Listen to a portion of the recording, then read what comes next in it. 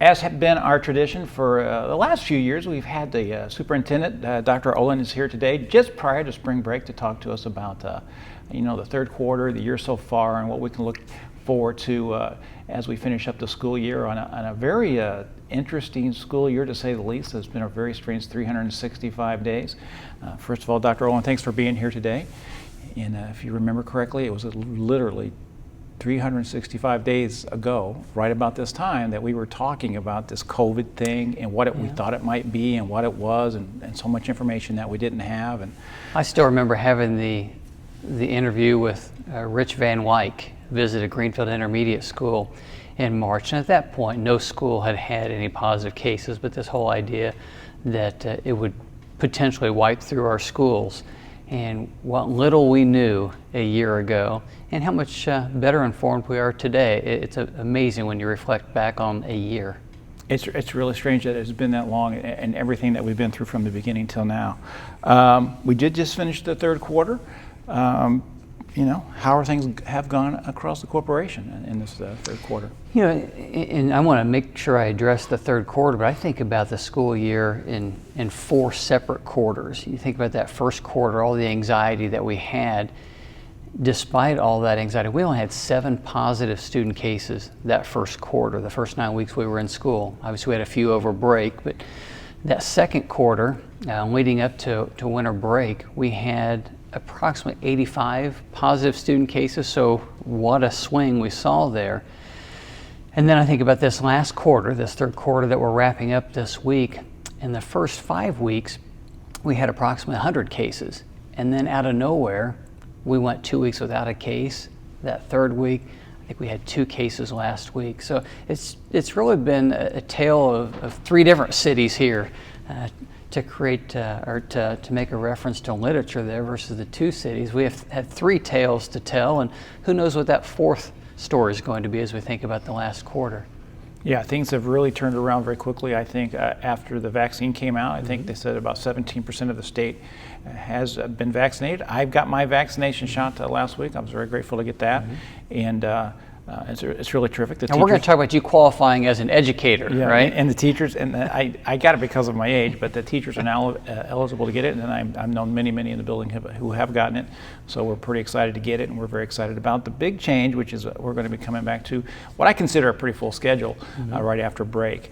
We're going to have Blue Gold Monday, and Blue Gold Thursday and Friday, and virtual day in the middle. Why was it important for us to go back to more of a kind of a traditional schedule as opposed to what we've had this third quarter? I think it's going to be great having the kids here pretty much almost all the time. I think I've said from the beginning of this, I honestly believe from the bottom of my heart that students learn best when they're on site with teachers, around their peers, getting that feedback on a regular basis. And I think a perfect case study of this would be what we've been able to accomplish in grades K through 6, actually pre-K 6, where we've had kids on site every day. Student grades are fairly similar this year to what they've been in the past, which I know can be a little bit subjective, but the objective measures we've looked at through our NWA assessments from beginning of year, middle of year. This year's middle of the year scores were very similar to last year's middle of the year scores. So I can tell you students are resilient. However, they still learn best on site. We've been able to accomplish that for most of the year with our junior high students, with the exception of that time between Thanksgiving break and winter break. There were 3 weeks where our junior high kids were in that hybrid schedule. The first 2 weeks back after winter break, I think out of an abundance of care, we chose to stick with that hybrid schedule. But since that third week of the quarter, our junior high kids have been back on site. Numbers have been down for us at the junior high school, no different than what they'd really been beforehand. So to answer your question, why was it important for our high school kids to be back more frequently? We can look at measures of student progress, of achievement, and see that our high school students, many of them have struggled. When you think about the previous 2 school years, 23% of our kids at the high school had at least 1 failing grade first semester. This year, it was a little bit over 30% of our students had at least 1 failing grade. And that's just one end of the spectrum. I can point to a number of students that prior to this were honor roll students that now have a lot of B's and C's that they didn't have before. Certainly, I can also make a case that we have some kids that it has worked very well for. Kids who are very self-motivated, have that internal drive to do their best. Some kids who certainly are a little bit more introverted than extroverted. This hybrid schedule has worked for some of them, but for those that it doesn't work for, it really doesn't work for. So I want to make sure that we don't duplicate second semester what happened first semester. We certainly want to cut that number of students that are failing, not earning credits, and we feel like by having them back this fourth quarter, we kind of, metaphorically speaking, wrap our arms around them, provide the supports that they need to help them be flourish for some, and for some it's just going to be that extra help that they need to get them across the finish line. Yeah, I know for a fact that if a kid's struggling, if they're here with us, we can help them get where they need to be.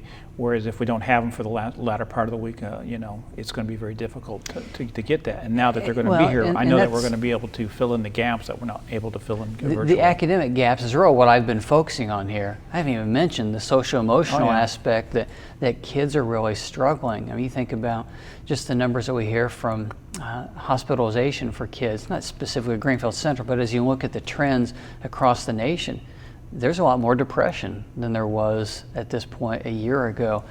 Getting kids on site where we have services to support them. Certainly it starts with the classroom teachers, but you think about the school counselors that we have, the outside agencies we've partnered with to support our kids with social and emotional needs. I feel like we're going to be much better equipped to meet those needs when they're on site. What do you think in the last 365 days, what have we really learned about ourselves in this corporation as we've adapted to all these different changes? What do you think? What are some of the big takeaways? Well, the resiliency of kids, first and foremost. I think the flexibility of staff, we're certainly fortunate to have that in place. I think it's helped us when you think about the simple things such as grading. Grading's not a simple thing, but in terms of what is truly important, what do we want students to be able to know or show that they're competent in? I think we have found ways to move beyond some of the fluff, and I don't want that to be an offensive term, but really thinking about, it's not about compliance as we think about scoring students and giving them grades, or that grades are being earned. It's what can a student show you? In what ways as educators can we allow students to show us that they have competency? Certainly that can be a written test. It can be feedback that they give us just in conversation that we have. It can be in things that are interchanged through email in a written way. I think we have found ways to be a little bit more creative about seeking ways to find out the levels of understanding that our kids have. That has been an eye-opening thing for me. Now beyond that, I think we've certainly learned to utilize a lot of these digital devices and electronic tools to allow students to do that, and teachers have certainly taken advantage of the tools that we've provided over the last 3 or 4 years and the training to make learning continue in this virtual environment. So if you had to give us a grade, overall, what would you give us? I think from a perseverance standpoint, I definitely give the entire corporation an A.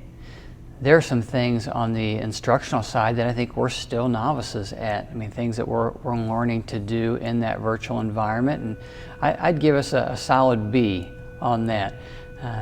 Certainly, I've had to change in terms of the way that I do things. I can't tell you how many meetings I have that are in a virtual format, and learning how to run a productive meeting for some who are on site, some who are off site. For instance, yesterday we had our monthly leadership team meeting where we bring principals in and directors and assistant principals, and we've had a small group together in a large room where we're spread out, but about half of the participants are off site.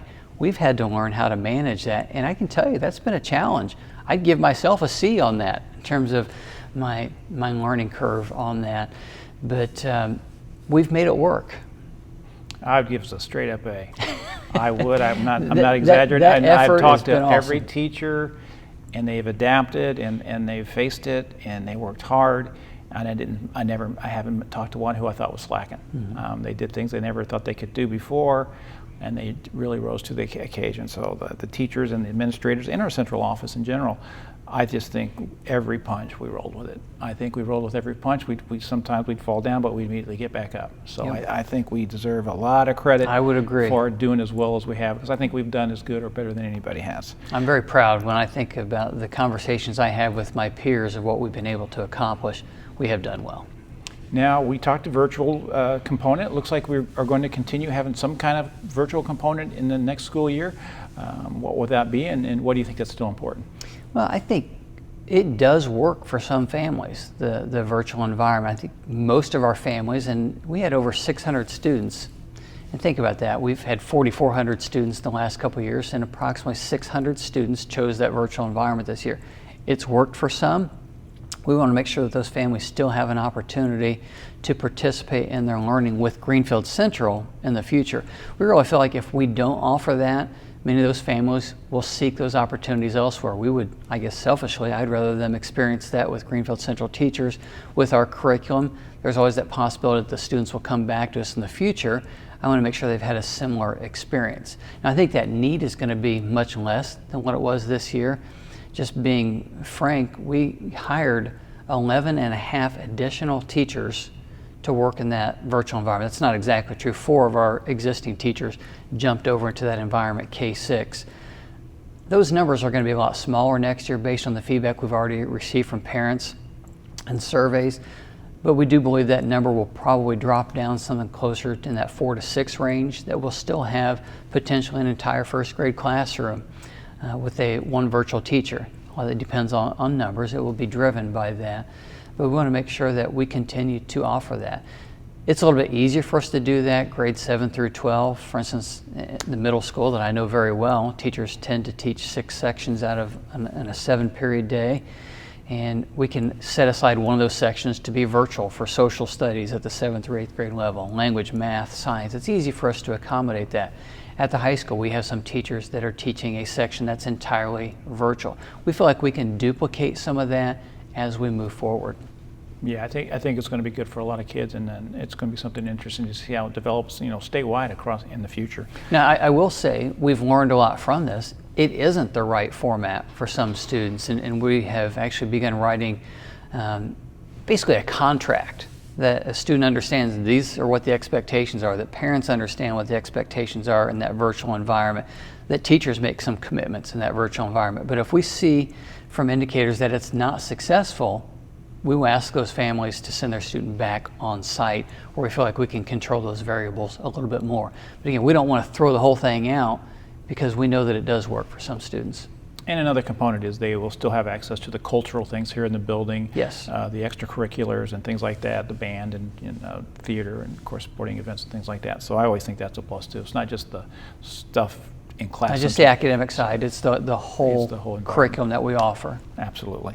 So the legislature's got some new things they're wanting to do, and our school board kind of passed a little bit of a resolution saying they're kind of against some of the things that the state's trying to do with vouchers and charter schools and things like that. Why do you think it's important for our school board to take a vote like that, to talk about some of the changes that they're wanting to make at a state level to school funding? Mm-hmm. Why do you think that's important for our school board to do that? School funding has been a topic in the state for much of my tenure as superintendent and long before that, to be fair.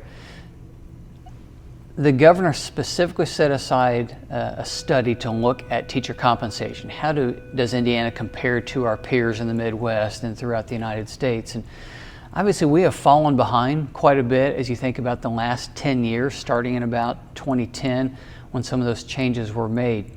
There has been a commitment from the governor and our General Assembly to push more dollars to public education. Unfortunately, I think it's $378 million in the budget was the last number that I saw over the biennium, the next 2 years of additional money that would go towards schools. Of that, almost 40% of it, they are targeting toward vouchers and educational savings accounts that could be used that, again, are going to support students that are not in public school environments, which accounts for roughly 93% of the population of students in our schools. They're in public schools.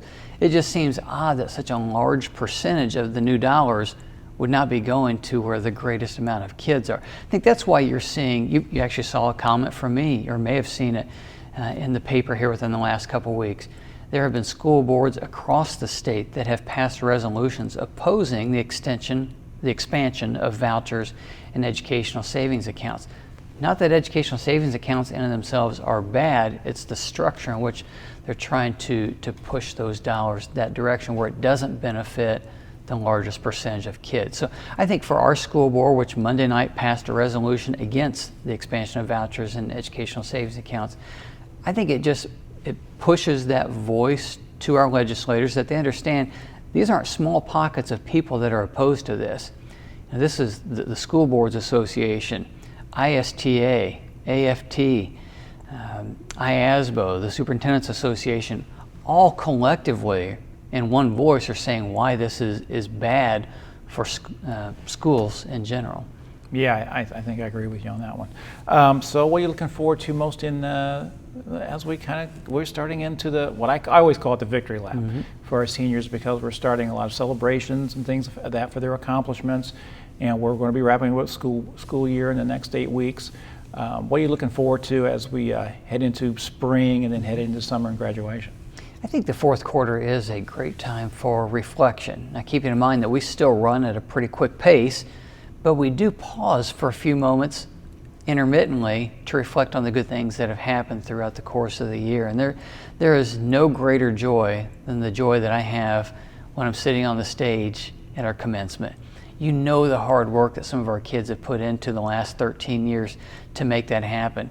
You always have a few kids where they may be the first child in their family to graduate from high school. I think those numbers are fewer and fewer, but we still have some of those cases where we celebrate with those students. We know that the hardships that some of our students have overcome, not only academically, but socially, emotionally, psychologically, it's a great accomplishment for some. And for many of our kids, it's the beginning of something else, whether they're joining the military, the workforce, or a large percentage of our kids that go on to a 2 or 4 year school. It's exciting to think about, to quote Dr. Seuss, "Oh, the places you'll go." Yeah. We think about that at commencement, the celebrations, the parties we go to with the students to celebrate with them and their families. It is a great time of joy for me as an educator. Yeah, it is great. It's great to see them go out in the world and know that they're going to do great things. So as we wrap it up, is there anything else going on in the corporation that people need to know about?